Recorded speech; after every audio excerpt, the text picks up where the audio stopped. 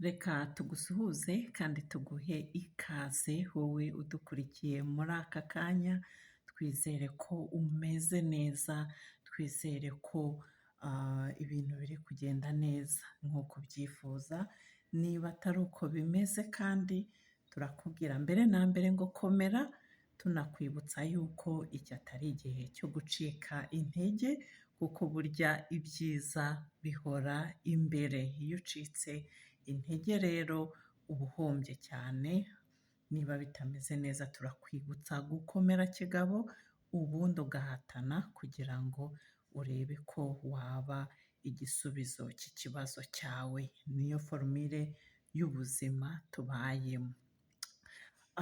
Ntabwo rero twatangira ikiganiro cyacu tutabanje gushimira tubikuye ku mutima buri muntu wese wamaze gukora subscribe kuri iyi channel. Ni iby'agaciro gakomeye, muri abantu b'agaciro, turabakunda, turabubaha, turabashimira kuko ni mwebwe mutuma tubasha kubona imbaraga, ntiducike intege zo gukora ibiganiro nk'ibi byubaka benshi. Aho muri hose rero ku isi hatandukanye turabibona ko mudukurikira muri ahantu hatandukanye, turabashimiye pe. Hanyuma rero imibare iracyatwereka yuko hari abantu bareba ibiganiro byacu ariko bakaba batarakora subscribe. Niba uri umwe muri abo ukaba utarayikora wenda bitewe no kutamenya uko bikorwa, reka tubanze tukunyuriremo muri make bikorwa bite. Nureba hasi y'iyi video urabona amagambo yitwa subscribe, akenshi aba ari mu ibara ritukura, cyangwa se sabone bitewe n'ururimi ukoresha. Turagutera inkunga yo kuyakandaho, uyakandaho rimwe gusa ubundi bikaba biciyemo. Icyo bigufasha ni iki?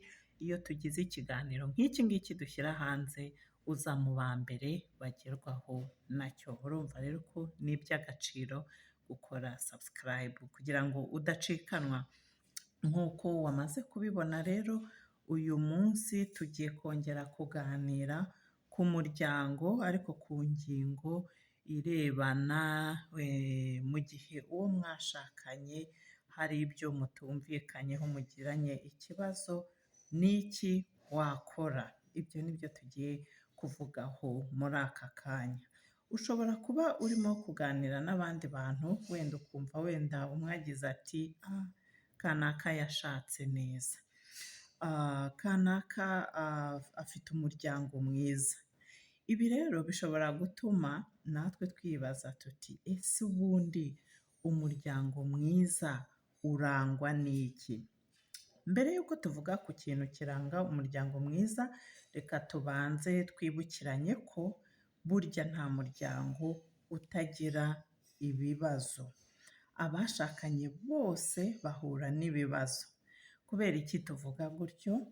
Niba udukurikiye uri umwe mu bakunda gusoma ijambo ry'Imana, waba wenda wibuka amagambo rivuga rigira riti abashakanye bazagira imibabaro. Ibi ngibi ndakeka ko wemeranya nanjye ko ari ukuri, niko bimeze pe. Ibi twavuga rero ko biterwa n'iki? Kuki ingo hafi ya zose zitaburamo ibibazo? Ibi biterwa n'uko abashakanye baba ari abantu badatunganye, ntabwo ari abamarayika. Buri wese aba afite ibyo atandukaniyeho na mugenzi we, afite ibyo akunda cyangwa se yanga. Ikindi twakongeraho, hari igihe baba barakuriye mu mico itandukanye kandi batararezwe kimwe. Akenshi na kenshi rero nyuma y'igihe runaka, abantu bashakanye batangira kugaragaza ingeso zimwe na zimwe zitashoboraga kugaragara mbere y'uko babana. Akenshi iyo abantu bari kwitegura kubana, buri wese aba agerageza kwitwararika, hari ibyo aba adashobora kwereka mugenzi we. Ariko iyo igihe cyo kugera mu rugo cyageze, buri wese yarugezemo, noneho buri wese arirekura, za ngeso zitagaragaraga mbere zikabasha kuba zagaragara. Ibi rero bikaba ari byo bikunze kuba impamvu nyamukuru y'ibibazo abashakanye bakunze guhura nabyo. Noneho aho bikunze gukomerera iyo ibibazo bivutse, aho kugira ngo buri wese yemere uruhare afite muri ibyo bibazo kandi babikemurire hamwe, bigenda gute? Usanga akenshi batangira gushinjanya amakosa, umwe akaba yatangira kwataka mugenzi we aho kwataka ikibazo. Hakaba n'igihe batangiye gutekereza ko wenda kwahukana cyangwa se gutana ari wo muti. Ariko se ubwo ni bwo buryo bwiza bwo gukemura ikibazo? Ese kwahukana cyangwa gutana nibyo byatuma bagira ibyishimo? Wibuke ko ingingo nyamukuru y'ikiganiro cyacu cy'uyu munsi ari ikiranga umuryango mwiza. Dukurikije rero ibyo tumaze kuvuga haruguru, umuryango mwiza si udafite ikibazo cyangwa se ibibazo, kuko umuryango udafite ibibazo twavuga ko utabaho, ntabwo ubaho. Ahubwo umuryango mwiza ni ugerageza gukemura ibibazo ufite. Iki kintu reka ngisubiremo, umuryango mwiza si udafite ibibazo, ahubwo ni ugerageza kugira gute? Kubikemura mu mahoro ndetse no mu rukundo. Ibi binyibutsa inkuru y'umuntu umwe uvuga mu ijambo ry'Imana wakomeje kwihangana nubwo bashakanye yamutezaga ibibazo. Niba uri umwe mu bakunda gusoma ijambo ry'Imana, ushobora wenda kuba watangiye gukeka uwo muntu ngiye kuvuga. Uwo muntu nta wundi ni umudamu witwa Abigayili. Abigayili yari yarashakanye n'umugabo witwaga Nabali. Bikaba bivugwa ko Nabali yari umunyamwaga kandi afite ingeso mbi pe. Kubana rero n'umugabo umeze gutyo bishobora kuba byaragoye Abigayili cyane. Ese Abigayili amaze kumenya ingeso mbi zose za Nabali, yaba yarihutiye gushaka uko batandukana? Reka da!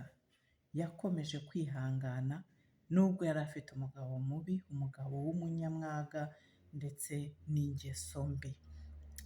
Ni iki rero cyaba cyarateye Abigayili gukomeza kwihangana bigeze aho? Icya mbere, yari umugore ukunda Imana, akabona ishyingiranwa nk'uko Imana iribona. Yari azi neza ibyo Imana yabwiye Adamu na Eva igihe yatangizaga umuryango wa mbere. Niba wibuka neza, yarababwiye iti umugabo cyangwa umugore azasiga papa we na mama we, agumane n'umugore we cyangwa umugabo we, maze bombi babe iki? Umubiri umwe. Kuba Abigayili rero yarifuzaga gushimisha Imana, byatumye akora uko ashoboye kose, nubwo bitari byoroshye, kugira ngo arinde abo mu rugo rwe ndetse harimo n'umugabo we. Igihe Dawidi wari kuzaba umwami wa Isiraheli yari aje kwica umugabo wa Abigayili bitewe n'uko yamututse we n'abasirikare be, Abigayili yinginze Dawidi cyane kugira ngo atica Nabali. Yagize icyo akora kugira ngo Dawidi atica Nabali. Uko bigaragara yari yiteguye ndetse no gusaba imbabazi z'ikosa atakoze. Ni ikihe kintu rero gikomeye abashakanye kandi bifuza kugira urugo rwiza twakwigira kuri uyu mudamu Abigayili? Isomo rya mbere ni uko abashakanye bagomba kwiyemeza gukomeza kubana nubwo bashakanye yaba agoye. Ikindi cya kabiri ni ugukora uko bashoboye ngo bakemure ibibazo bafitanye, buri wese akabikora asunitswe n'urukundo ndetse no kubaha mugenzi we. Nubwo rero urugo rwiza cyangwa se umuryango mwiza ari ugerageza gukemura ibibazo ufite, tugomba no kwibuka ko atari ikintu cyoroshye twakwishoboza twenyine. Kugira ngo umuryango ubigereho cyangwa se tubigereho, tugomba kwishingikiriza Imana, kuko turibuka ko niyo yatangije gahunda y'umuryango bwa mbere.